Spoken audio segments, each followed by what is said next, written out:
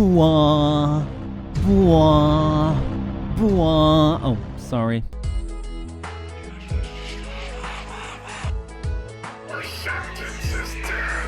Look at all those excited people. Can you feel it? Can you feel the hype? Do you feel it? Well, I most certainly did. I have to say there's definitely something special and out of this world to experiencing being a place where over 2,000 people lose their shit to a bird blowing up. Oh shit, wrong bird. There we go. It's so crazy that I find it hard to compare to almost anything else. The only thing I thought when I was at TennoLive was, this is probably what it must have been like to sit there when the first iPhone was being announced. Being right there amongst a ton of other people, or experiencing the moment where you know that history is being written, all sharing the same love and affection, all sharing the hype. Oh please, shut up! Now it's not that I don't like the announcements or that I'm not excited to see them. I'll be as honest to tell you that TennoLive seriously brought tears to my eyes and I almost ended up crying there a couple of times. However, it seems as though we live in a culture now that tends to deceive us. A culture that gives us instant gratification, but ultimately turns them into despicable, obnoxious, entitled little shits. A culture which I think fits the following word quite accurately. That word being hysteria. First of all, it's maddening and makes you want to scream, like Falco's hysteria. And secondly, because the first two letters are the same as the word hype. A word I'm slowly beginning to despise more and more every time I use it. So what is it that makes me want to dread the hype so much? Everyone else seems to love it, saying things like, "The hype is real. I can feel the hype. Let me see that hype in chat." I believe one of those is a Twitch thing. But it all has to do with what hype stands for. It's deceiving, brings quick and easy gratification to the masses, but in the end ensures that everyone is either depressed or raging about that they deserve more. If you think hype stands for nothing more than pure excitement and anticipation for something great, you're wrong. Look, it even says so in its definition. Hype. Excessive or misleading publicity or advertising. And it sums it up very, very well. Unbelievable, isn't it? For a furball of the 60s. Being excited for something is not a bad thing. In fact, the very reason why many of the veteran players keep on playing Warframe is because they're looking forward to what comes next. So you can be sure that when they see this, or this, they'll become very excited and cannot wait to see that in the game. However, there is a point where good innocent excitement turns into hype.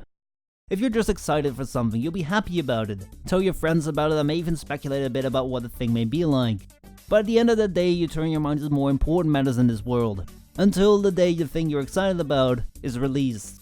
Hype, on the other hand, seems to matter more to people than anything actually important. Simple announcements are being taken far to the extreme, and excessive expectations are being built up to the point that they no longer become realistic. We totally consume ourselves with the hopes and dreams of what this one thing may be, and what it will bring to us, forgetting what's realistically possible. With the announcement of a quest or a new game mode, an infinite amount of time is spent in building expectations and ideas of what it's going to be and how it will be played. Then finally the thing is released, and instead of the word hype, you'll find words like overrated and disappointing and let me see that hype in chat. Wait, are we still on Twitch? These disappointments have got nothing to do with the actual thing that's being released, but rather with the insanely high expectations which could have never been met by anyone. In short, whenever people decide to band together on the so-called hype train, it will always end up derailing, and instead of being excited and happy about the thing once it's released, all the anticipation and enjoyment has already been spent in the months before, and once it's actually there, you only find negativity and disappointment. And that is a fucking waste. A waste of time and effort, a waste of excitement, and above all a waste of a perfectly fine product. Let's just take a look at an example to make it more clear. Everyone was hyped about TennoLive, and the expectations went through the roof. Umbra, a cinematic quest, a new game mode. There was so much hype about it that it would have been impossible for the E to meet, which they actually did, with not only Umbra, but also an open world, and a lot more. I'm starting to think this is a bad example, so let's take a look at our two main cinematic quests in Warframe. The Second Dream and the War Within. The latter has been done to death about how overrated it was, how it did not meet up to the expectations, and how ultimately people found little enjoyment in playing it. Whereas the Second Dream is seen by many as the greatest quest of all times. Sure, the Second Dream was good. Compared to many quests we'd seen before, it really stood out with the storyline and immersion it presented to the player. But do I think it's like a perfect quest? No. The Second Dream and the War Within are both very great quests. However, they're not that far apart from each other when it comes to quality. The only real reason to choose one over the other is personal preference to the story. To me, the Second Dream was amazing and emotional because of the reveal to Tenno. However, the War Within was the first quest I was actively immersed in and made me fall in love with my Tenno. However, the main difference between the two quests is that the War Within was hyped up months in advance, whereas the second dream released to many as a total surprise. No one saw the second dream coming, and by the time we knew about it, it was there. There was no time to prepare our overly high expectations, and it made us happy with what we had. The War Within, on the other hand, was hyped up months in advance and got everyone crazy about what it could and couldn't be, resulting in a big disappointment to many that over-anticipated the quest. Now, a week after TennoLive, we're being faced with a new situation. DE has learned from announcing the War Within 11 months in advance, and has now made sure that when he announced the place of Eidolon, it's already in a playable state. This means that we probably only have to wait a few more months before it's being released, preventing the majority of the community from building up the hype to an insane level. However, that does not mean that you should jump the bandwagon because everyone else is. We have to make sure that we only stick to what's been confirmed, and not go on by pure speculations. People may not be aware of it, but when you see words like open world passing by, you have to be cautious. Plains of Eidolon will probably be a great update, however it will not be an open world.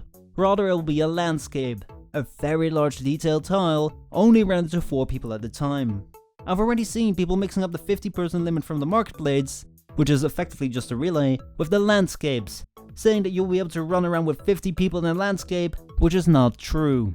Imagining how this will be or speculating for the future is not a bad thing, but do make sure that when you get excited about something, you make sure to fact check whether what you're saying is actually true. Likewise, do not just take for granted what some random person on the internet says about the update, or even what you've seen in the footage. Also, if you do not want to be spoiled before the content arrives, but do read up on everything with hashtag Plains of Eidolon, study the 70-minute footage frame by frame, and try to look up for leaked scripts, I can tell you right now that the update will not be as amazing to you as it will be to many other players. So when you start using overrated and disappointing, it's not DE's fault for failing to deliver, but the result of your own actions. All in all, I think the announcement we've seen on TennoLive may be the best we've ever had, and I'm very excited to see it all come to life in the game. However, will I be making the entire questline for Umbra just based on one simple line? Will I be building my Archwing for the Monster Hunter style battles? Or will I be building a shit ton of Warframe so I can sacrifice them for whatever? Let's just say that I'd rather be enjoying the content when it's released, than enjoying it now and hating on it when it's actually there. Seriously, I have more stuff to do and the value of an actual good surprise is seriously underrated these days. So yeah, I'm back from Tennocon, and what a con it was. Check down below to see the videos I made there, including me, MCRK and TennoDafton annoying people at the convention center, and seeing the first reactions of over 2,000 people from TennoLive with Big Jim.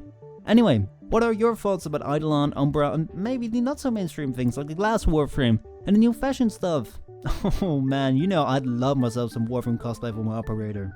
Let me know what you think in the comments, and I'll see you all next time. Bye!